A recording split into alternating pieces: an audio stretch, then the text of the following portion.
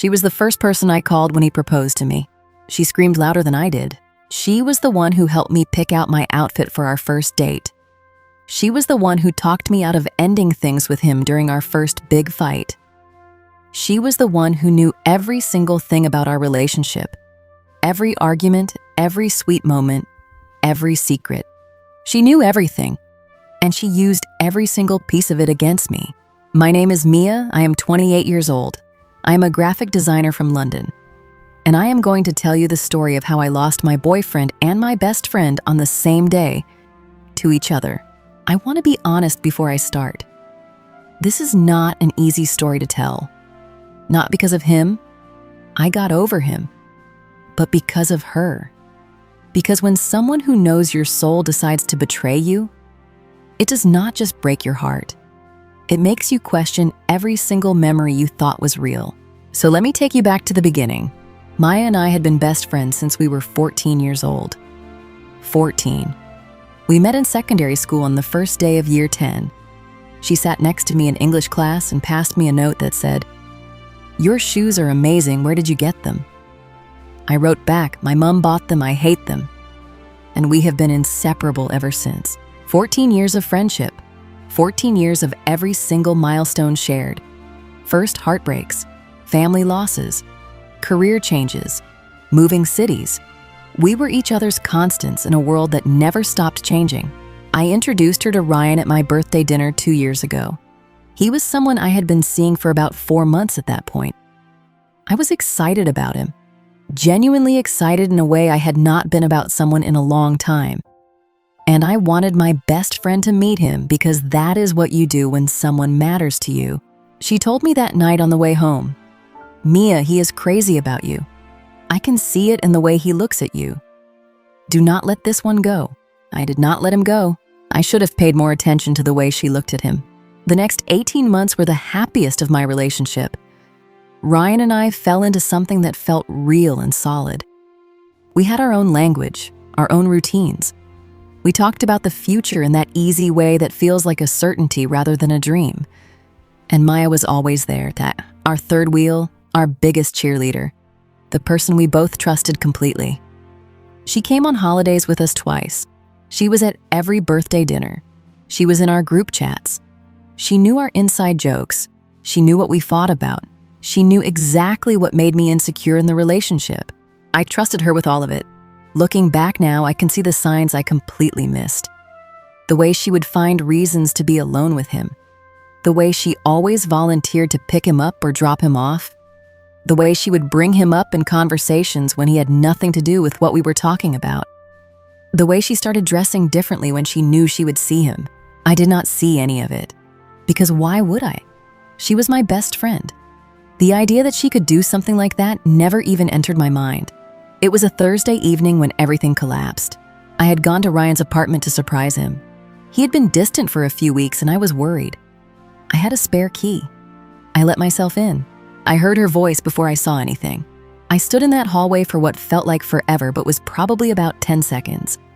And then I walked into that living room and my entire life rearranged itself in front of me.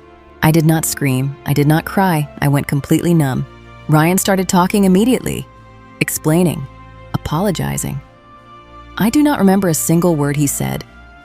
I was looking at Maya, my best friend of 14 years, sitting there in his apartment, in his clothes.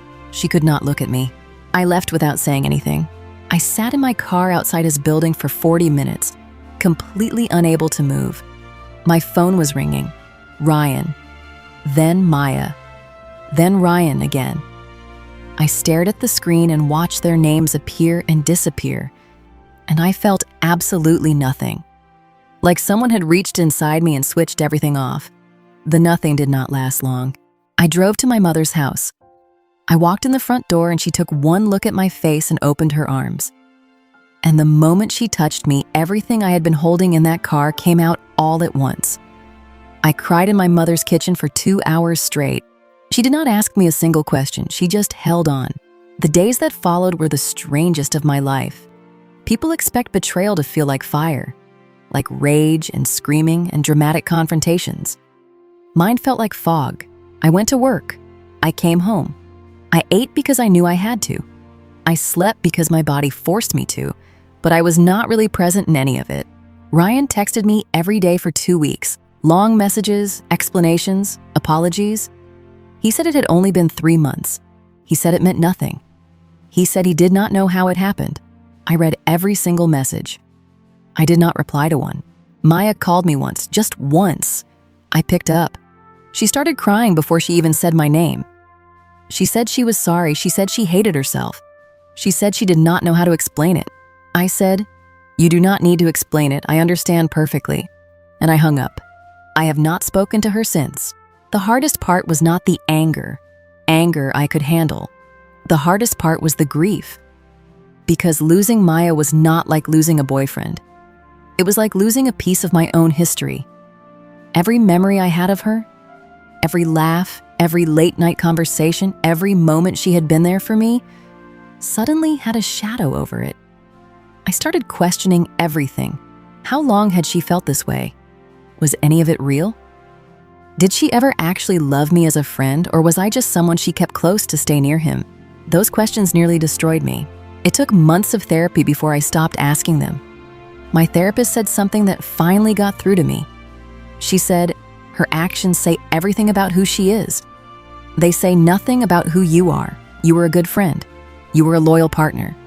What they chose to do with that loyalty is entirely on them."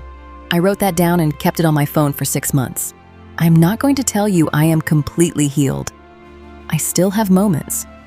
I still sometimes see something, a song, a place, a joke that only she would understand, and feel that sharp sting of loss. Not for Ryan, for her. For the friendship I thought was the most unbreakable thing in my life. But I will tell you this, I know who I am now in a way I did not before. I know what I will accept. I know what I will not. I know that real loyalty does not come with conditions.